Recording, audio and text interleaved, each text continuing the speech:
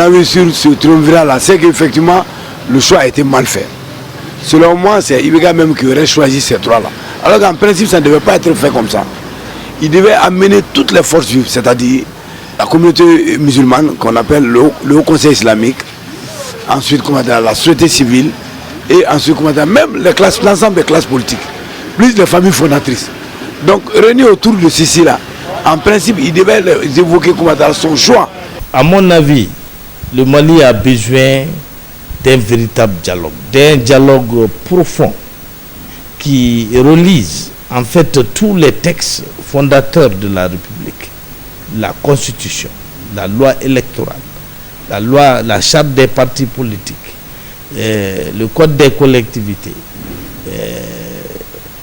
le code domanial, bref, tout ce qui au cours de la période démocratique récente, c'est-à-dire depuis 1991, tout ce qui a montré ses limites.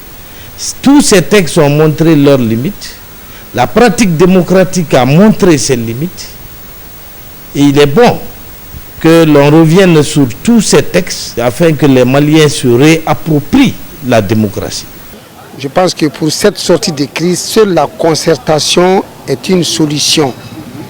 Donc pour le choix judiciaire de ces trois hautes personnalités, je peux dire mon avis, c'est des gens qui ont des expériences sur le plan international, sur le plan national.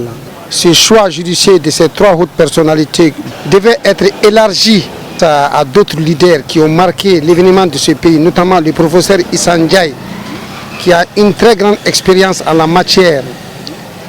Monsieur Adama Samasekou, l'ex-ministre, qui a aussi une très grande expérience. Donc, en ce qui concerne les partis politiques, je voudrais quand même qu'on fasse ramener les dissidents pour vraiment ce cas de dialogue. Notamment, je m'attendais à une équipe au moins de 10 personnes. La société civile, les leaders religieux, chrétiens et musulmans, les libres penseurs, ensuite les partis politiques et certaines hautes personnalités.